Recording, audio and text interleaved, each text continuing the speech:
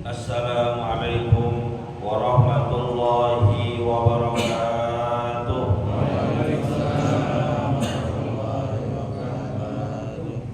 Bismillahirrahmanirrahim.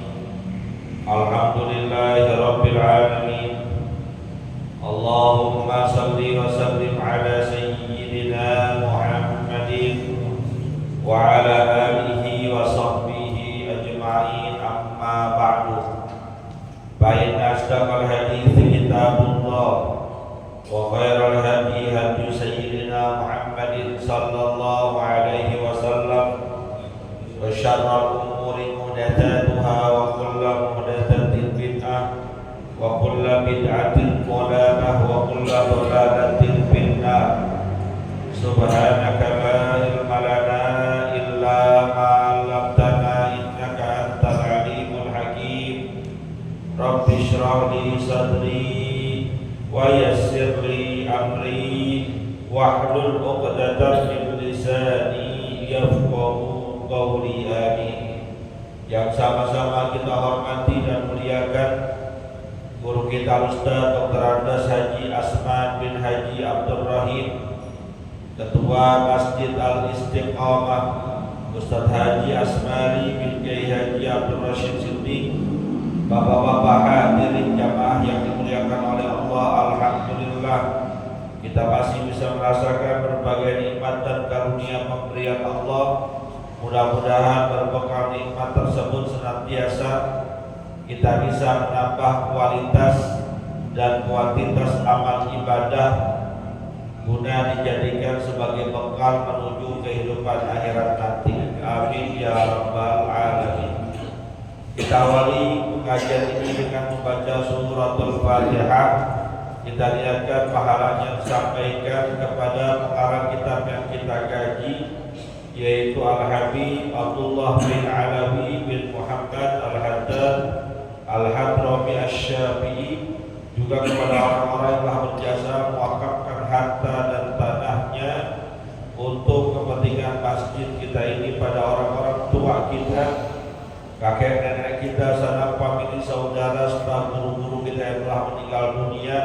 Wabil khusus mereka yang pernah menyebarkan ilmunya di tempat kita, di antaranya almarhum al-maghfurlah Kiai Haji Ahmad bin Hidayat LC, almarhum al-maghfurlah Kiai Haji Abdul Rashid bin Haji Muhammad Siddiq, almarhum al-maghfurlah Kiai Haji Abdul Rahim bin Haji Muhammad Siddiq, almarhum al-maghfurlah Kiai Haji Anwar bin Haji Muhammad, almarhum al-maghfurlah Kiai Haji Abdul Rahman bin Haji Solihun. Semoga Allah Subhanahu wa taala ampuni segala dosa dan kesalahannya. Allah terima amal ibadahnya. Allah jadikan kuburnya raudhah min riyadil jannah bi niyatil qabul wa bi jahir rasul. Al-Fatihah.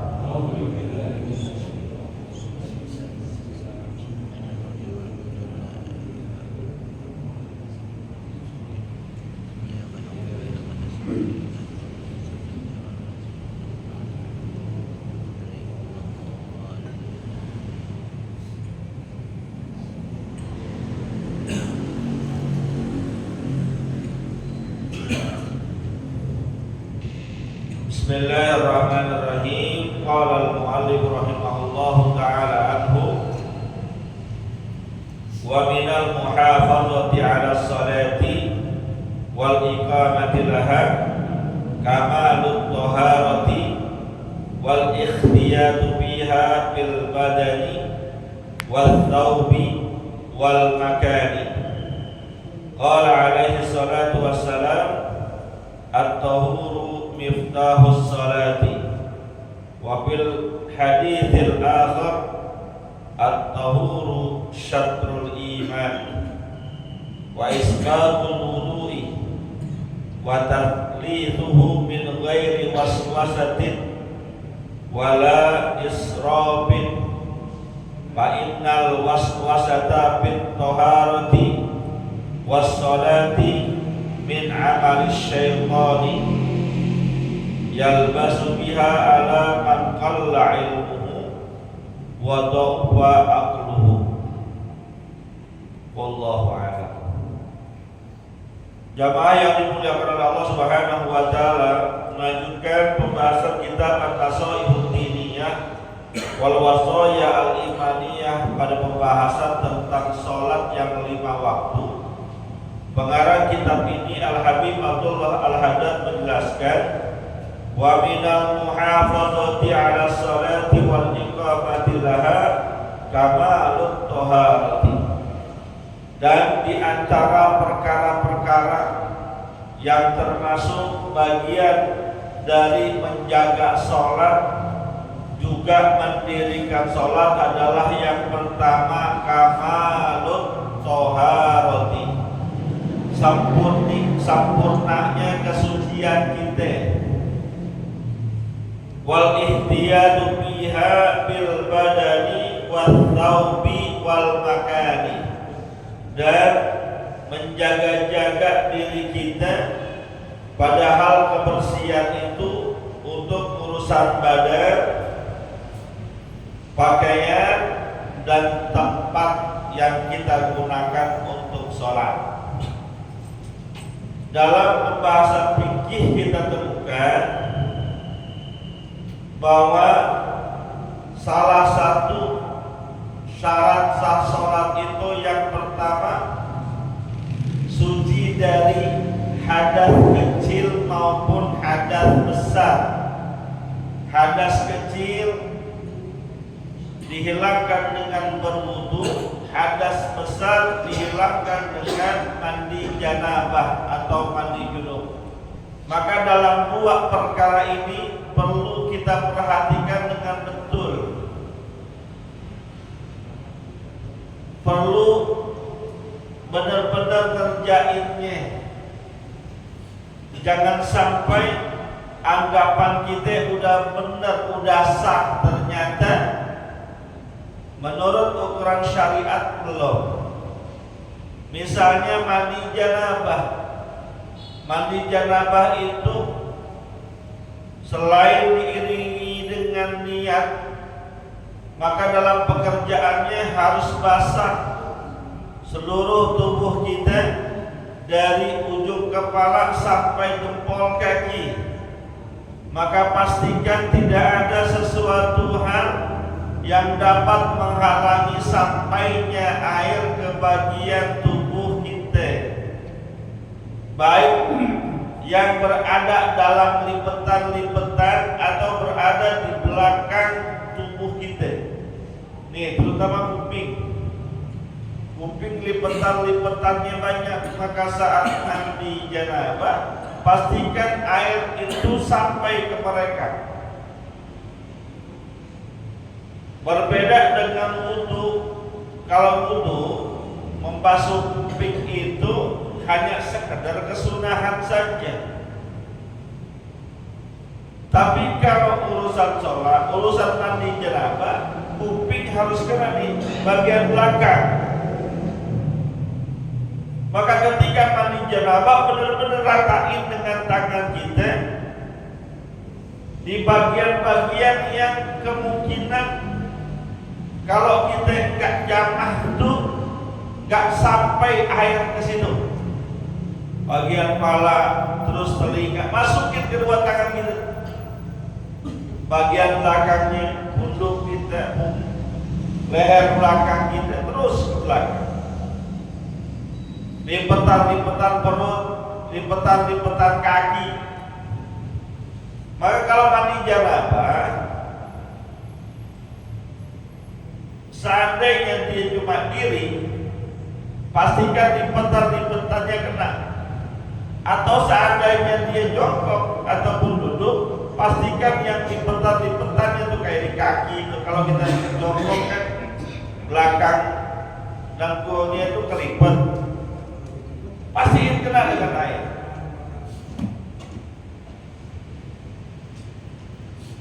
Begitu juga ketika kita bersuci dari hadas kecil dengan cara berwudu, pastikan seluruh anggota wudu yang wajib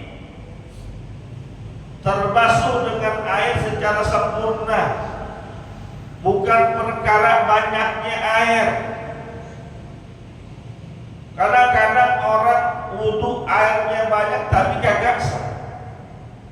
Dia cuma kucur-kucurin doang, cuma digini-giniin doang, enggak dibasuh secara baik dan benar. Ini banyak terjadi nih. Orang wudhu airnya dibuka gede-gede tapi kagak sah. Maka hati-hati nih. Bahkan kalau ulama yang hati-hati banget, ikhtiar banget, seandainya kita menggunakan air yang ada di masjid, air wakaf, itu jangan gede-gede, seukuran kira-kira ngucur aja gitu. Orang bukanya pol-pol, dibuka belum dipakai, baru gulung tangan doang udah dibuka. Itu bagian dari israf, mubazir.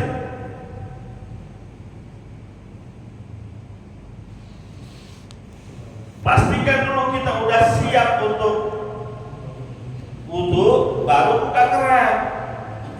Ini keran udah dibuka, baru gulung, baru taruh peci. Yang lepas baju, baru lepas bajunya. Airnya udah ngalir kemana-mana, kebuang. Itu mubazir tuh.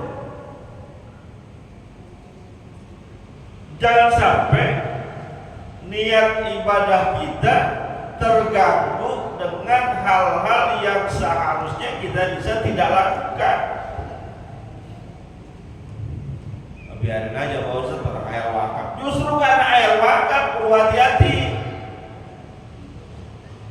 Kalau air di rumah ente aja dibuang sia-sia termasuk mubazir, apalagi air wakaf.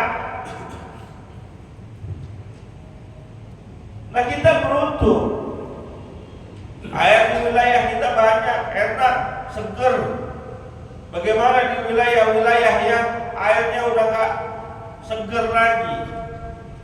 Jangankan di padang pasir, di Jakarta belah utara aja airnya udah gak begitu seger kalau buat mandi, buat wudhu. Kadang kita tuh nganggap sepele yang masalah-masalah kayak gini, padahal perkara tafsir ini, mubazir ini, perkara yang Allah celah. Innal mubadzirina kanu ikhwana syayatin. Allah celah bahkan orang-orang yang berbuat pemborosan termasuk saudaranya setan. Bukan lagi teman setan aja udah gak bagus, apalagi saudaranya. Jadi langkah pertama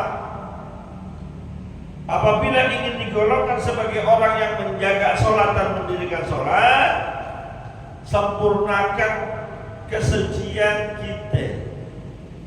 Wudunya, mandi hadas besarnya yang benar. Terus juga kebersihan badan, baju tempat, bersih badan, baju dan tempat dari najis, itu adalah merupakan salah satu syarat sah sholat. Jaga-jaga untuk itu. Badan kita jangan sampai kena najis. Oh, saya sih nggak kena najis Pak Ustaz. Kalau saya lagi habis nginjek kotoran, saya cuci bersih. Iya begitu. Coba dah. Kalau yang kencing pakai celana, kencingnya diri, langsung mancur ke tembok, celana kan digulung. Habis dia kencing, dia cuci, itu kemaluannya, tapi dia lupa cipretan kencingnya kena celana bagian bawah karena enggak dicuci, bawa najis.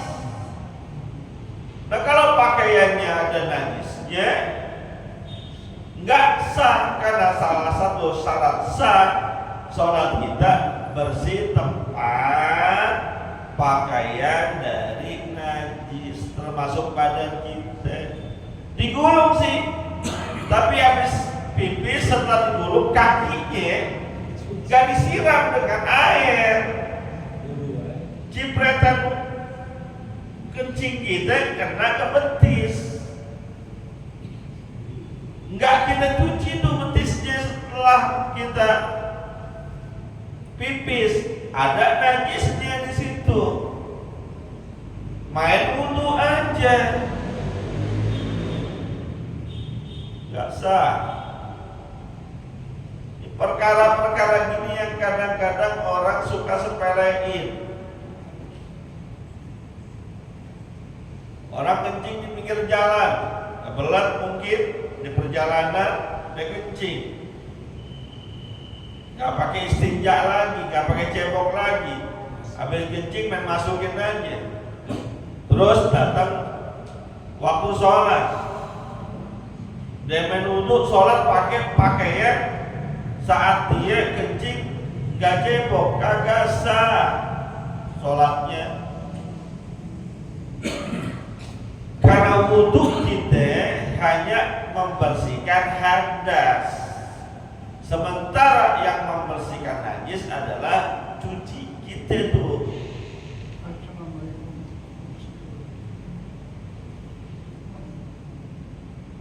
Pakaian kita juga begitu.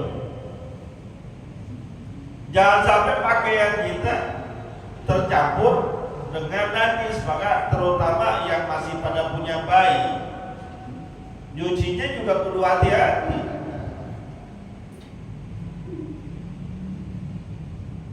Pisahkan pakaian dewasa dengan pakaian anak-anak yang masih pipisnya di celana. Pisahin. Sebelum dimasukkan ke mesin cuci, zaman sekarang kan orang nyucinya pakai mesin cuci. Bilas dulu tuh, guyur dulu supaya najisnya hilang. Kalau udah dibilas diguyur, mau masukin mesin cuci silahkan. Jangan masukin aja, akhirnya kalau dicampur begitu, pakaian yang awalnya tidak najis dicampur dengan yang kena najis, diaduk di mesin cuci, najis semua. Tempat sholat kita juga begitu. Ya insya Allah sih kalau masjid agak terjaga. Seandainya di rumah, pastikan tuh tempat sholat kita nggak kena najis, nggak ada najisnya. Ustaz, bagaimana seandainya saya sholat di tengah lapangan, di pinggir lapangan, nggak ketemu tempat. Terus ketika saya sholat, udah mulai sholat, jarak 5 meter dari saya kelihatan ada kotoran hewan. Lanjutin apa jangan? Apa tempat saya itu termasuk tempat yang terkena najis? Kan nyambung. Jadi saya sholat di sini nih. Tuh di situ tuh kira-kira 5 meter ada kotorannya. Kira-kira di tempat saya ini kan nyambung tuh. Bagaimana?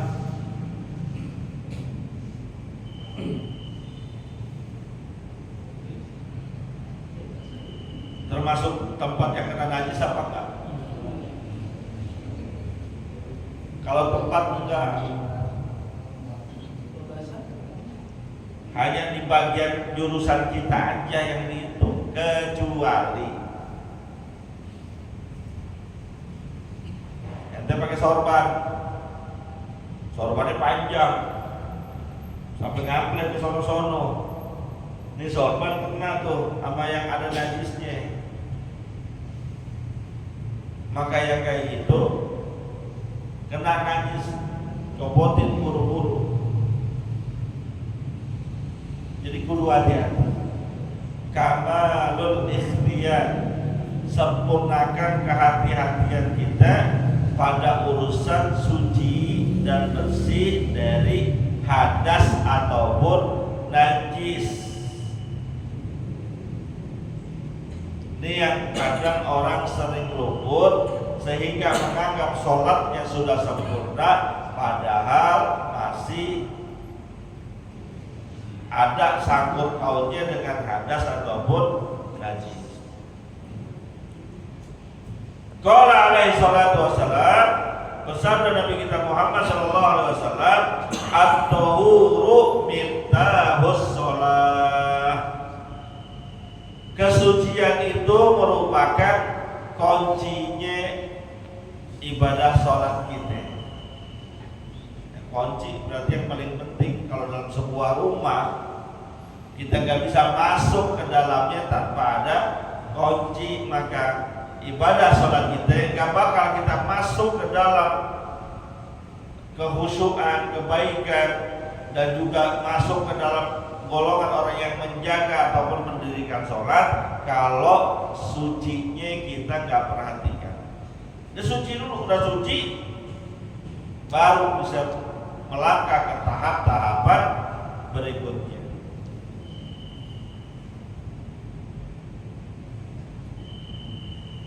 Wa bil haditsil akhar at-tahuru syatrul iman. Bahkan dalam hadis yang lain Nabi menyatakan kesucian itu bagian daripada keimanan kita. Ini menunjukkan bahwa orang Islam kudu bersih, kudu suci. Namun sayang, kalau jargon agama kita udah cakep banget dah, ajaran agama kita udah cakep banget dah. At-tahuru syatrul iman, kesucian bagian daripada iman. An-nazafatu minal iman, bahkan ada ungkapan kebersihan itu bagian daripada keimanan. Namun yang banyak mempraktekannya justru bukan orang Islam, orang luar. Di negara-negara modern, negara-negara yang justru mayoritas penduduknya bukan orang Islam, bersih banget. Dan di Indonesia yang mayoritas penduduknya Islam kotor dan jorok. Kita fair-fairan aja bang, begitu kenyataan. Coba ke Jepang, ada pernah ke Jepang nggak? Nggak ada. Ya sama mau juga belum. Jepang, Singapura belum juga. Besok ke sana ya. Kali-kali lihat di Singapura itu bersih banget. Jangankan kotoran, ngomong melebihi volume aja ditegur. Makanya di sana hampir sulit menemukan masjid dengan toa sampai ke bawah-bawah. Cuma di Indonesia doang. Yang masjidnya di mana, toanya di mana? Di masjid kita kan masjidnya di situ, toanya di bawah. Karena volume suaranya diatur. Jangan kata sama. Ya susah lah nyari sama di sana. Kalau di kita banyak banget. Ada orang lagi duduk-duduk di pinggir jalan. Di pinggir jalan di nongkrong, minum es, minum minuman kemasan, habis minum ditaruh aja situ di jalan. Orang kita tuh lagunya begitu, coba aja perhatiin. Numpang di teras orang nih, di teras orang kita nongkrong nih, bareng-bareng nongkrong di teras orang. Terus duduk-duduk, minum, makan. Tuh bekas minumannya tuh apa plastiknya, apa botolnya ditinggal. Begitu gak? Begitu gak kita? Tuh. Kan ada zaubatun minal iman, kebersihan daripada keimanan. Yang punya jargon itu orang Islam. At-tahuru syatrul iman, kesucian, kebersihan itu adalah bagian daripada keimanan. Nabi yang mengatakan, tapi kenapa umatnya pada jorok-jorok? Maka seharusnya kita kita ini kalau nggak bisa bersihin sampah orang lain, minimal jangan buat sampah buat orang lain. Apa susahnya sih? Kita yang minum, kita yang bawa tuh tempatnya, kita lagi yang buang ke tempat sampah, apa susahnya? Yang ironi lagi, habis maulid, habis haul, habis Isra Mi'raj, panitia bagi-bagiin tuh, minuman dibagiin, snack dibagiin, dari roti. Habis doa wassalamualaikum Muhammadin wa ala alihi wasallam walhamdulillahirabbil alamin, bangun jemaahnya nenteng berkat sampah ngabrak, bener enggak? Iya. Bener enggak? Nah katanya ikut Nabi yang mana yang diikutin kalau gitu? Jargon doang kita, Pak. Ngakunya doang umat Nabi. Habis minum ditaruh di situ, di pojok-pojokan jendela. Ada aja tuh sampahnya di situ. Emang tuh tempat sampah? Bukan. Makan roti, ada plastiknya, rotinya habis, taruh sini di bawah karpet.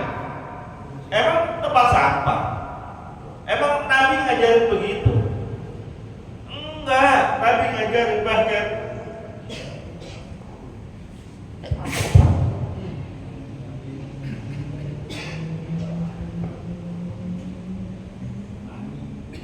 Nabi kita ngajarin satu butir kotoran yang ada di masjid kita bersihin, kita buangin, itu pahalanya, hadiahnya bidadari satu. Maka saya sering bayorin kepada Pak Parti atau para masjid, itu gak usah kecil hati, bisa boleh jadi bidadari di surga lebih banyak ente daripada para ustaz. Itu maksud saya. Kadang saya juga bagian dari yang naruh sampah, yang bersihin siapa? Berarti banyakkan dia. Ayo dah, jangan ngomong cinta Nabi, jangan ngomong ikut panutan Nabi. Oh saya maulid ikutin Nabi, Ustaz cinta. Habis maulid itu sampah tinggal, kan lucu. Cuma jargon doang gitu. Pulang maulid, kata penceramahnya, perayaan maulid meneladani akhlak Nabi. Di antara akhlak Nabi, ngomongnya yang baik, gak kotor, gak marah-marah, gak caci maki orang. Pulang dari maulid, sendalnya hilang. Langsung dia ngomong, anjing banget anjing, sialan sendal dia hilang. Baru pulang maulid tuh. Nah, omongan penceramahnya kemana tadi? Masih nenteng berkat maulid udah sialan. Ngikutin Nabi dari mana kalau gitu? Kesadaran kita yang kurang. Ayo, agama kita ini agama yang mengajarkan kebersihan, tapi kita umat Islam jarang mempraktekkannya. Wa isbabul wudu'i, di antara perkara yang tergolong sebagai menjaga dan mendirikan sholat adalah menyempurnakan wudu kita. Lagi, wudu itu bukan urusan air yang banyak, tapi bagaimana pemanfaatan air bisa semaksimal mungkin dengan air yang sedikit. Airnya kecil tapi lengkap seluruh anggota wudunya rata.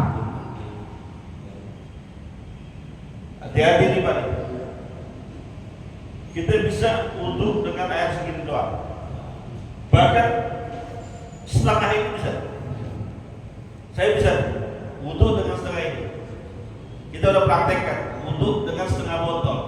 Kalau satu botol ini kira-kira berapa mili? 330. 300 mili. Saya bisa wudhu dengan 150 mili setengah. Bisa. Tapi kita tuh itu kalau ditandai lebih ember.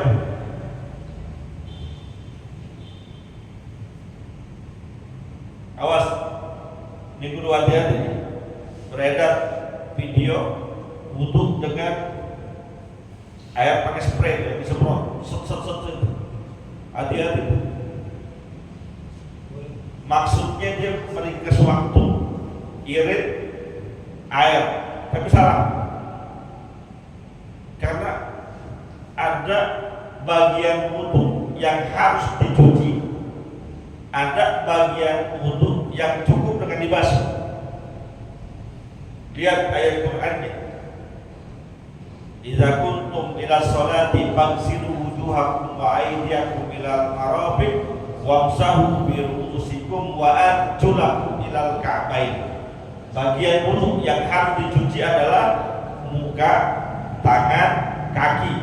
Sementara yang cukup dibasuh adalah kepala. Artinya kalau judulnya, namanya mencuci, harus ada air yang mengalir. Tapi kalau dengan spray itu nggak mengalir. Hati-hati. Sebagian besar ulama menyebutkan tidak sah. Ini kenapa saya sampaikan? Di beberapa travel umroh diajarin dulu pakai spray masalahnya. Untuk mempersingkat waktu dan irit air, apalagi yang sudah stay di dalam Masjidil Haram, supaya kalau dia batal wudhu, seandainya dia keluar lagi tempat yang dia udah incer-incer, kalau balik lagi udah masih nggak kebagian. Diajarin pakai spray, jangan ikutin. Kalau yang begitu bisa, karena ada air mengalirnya bisa. Isbagul wudhu, menyempurnakan wudhu dengan cara mengikuti ketentuan yang diajarkan oleh Rasulullah SAW. Kalau harus mencuci, ya cuci. Kalau dimintanya membasuh, cukup membasuh.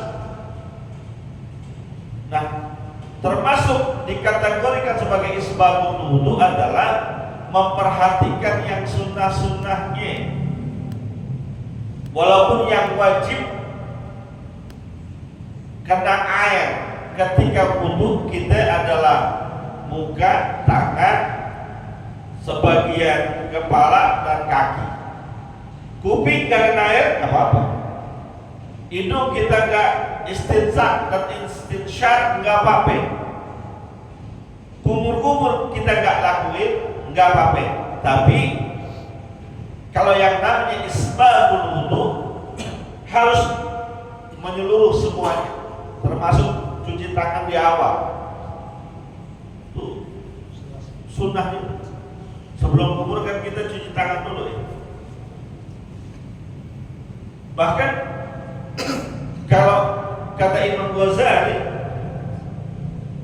yang lebih sempurna lagi melapalkan doa pada bagian-bagian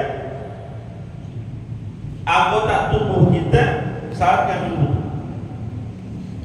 Baca doa, kumur-kumur baca doa, basuh muka baca doa, tangan baca doa, kepala baca doa. Ada doa. Dan jarang orang praktek kita sekarang. Walaupun kalau nggak baca doa sah wudhunya, karena ini bagian dari penyempurnaan wudhu kita. Nggak baca doa juga sah. Dan dulu kita diajar itu saat umur baca apa itu. Terus wa kasrati dzikrillah, Allahumma inni ala tilawati kitabika wa kasrati dzikrillah. Ya Allah, Bantulah aku supaya di mulut sering baca Quran dan banyak zikir. Kita kan jarang baca dia, jarang ya. Bacanya baru dengar tadi. Allahumma a'inni ala tilawati kitabika wa kathrati dzikrilak. Walaupun versi bacanya banyak, enggak cuma satu versi. Ketika basuh cuci muka apa bacanya? Allahumma bayyid wajhi binurika yauma tubayyidu wujuha awliyaika wala tusawwid wajhi bidulumatika yauma tusawwidu wujuha a'daika. Ya Allah, putihkanlah wajahku dengan nur cahaya darimu pada hari saat itu kau putihkan, kau berikan cahaya wajahnya para kekasih, dan janganlah kau gelapkan mukaku ini dengan kegelapan yang datang darimu pada saat kau gelapkan wajah-wajah musuh-musuh. Orang zaman sekarang mohon maaf fokus sama muka yang putih, bersih, glowing, maka pada pakai skincare. Maka skincare kita orang Islam butuh, karena skincare kita untuk akhirat bukan untuk dunia. Kalau skincare dunia ya nggak bertahan lama. Skincare akhirat yang dengannya membuat Nabi kita Muhammad SAW kenalin, nih umat saya nih, ini orang yang sering wudu nih, ini orang yang bercahaya nih, kelihatan. Jadi skincare akhirat kita adalah baca doanya. Saya nggak hafal Pak Ustaz, ya nggak apa-apa ya. Kan saya bilang tadi, ini ulama-ulama yang thariqahnya Sufiyah menambahkan untuk isbabul wudu kita, sempurnanya wudu kita dengan bacaan-bacaan yang kita baca saat membasuh anggota wudu. Selanjutnya, wa taslithuhu min ghairi waswasatin wala israfin. Ketika wudu, membasuh dan mencucinya 3 kali, bukan berdasarkan was-was, bukan juga termasuk israf, berlebihan. Muka 3 kali ini, tapi memang dengan niat mengamalkan sunnah. Sunnahnya memang 3 kali, bukan karena ini sempurna apa belum ya? Was-was tuh, ini udah kebasuh semua apa belum ya? Itu namanya was-was. Atau melakukannya dengan tafsir, bener. Kadang bulan puasa tuh ada orang dibuka nih, bukan. Itu gak dianjurin. Itu mah bukan pengen menyempurnakan wudu, tapi nyeger-nyegerin badan, gak dianjurin. Ya nanti penjelasannya kita bisa lanjutkan pada pertemuan yang akan datang. Mudah-mudahan dapat manfaatnya. Al-Fatihah.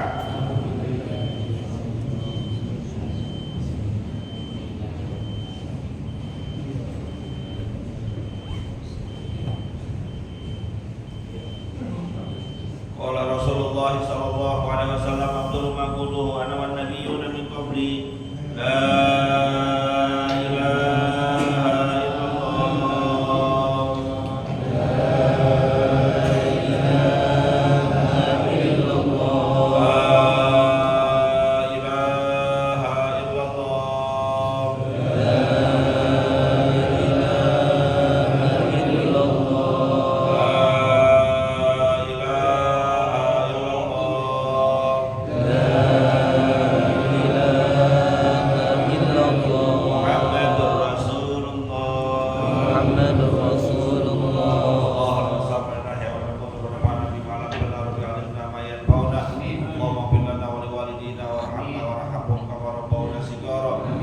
barik lana fi Rajab wa Sya'ban wa ballighna Ramadan wa hab lana ya Wahhab